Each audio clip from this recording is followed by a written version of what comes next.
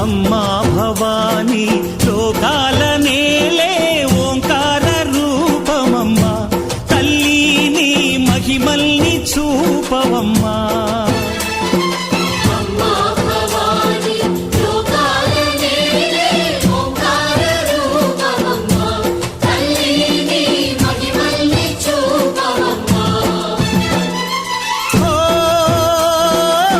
సృష్టికే దీపమా, శక్తికే మూలమా, సింహరథమే నీదమ్మా.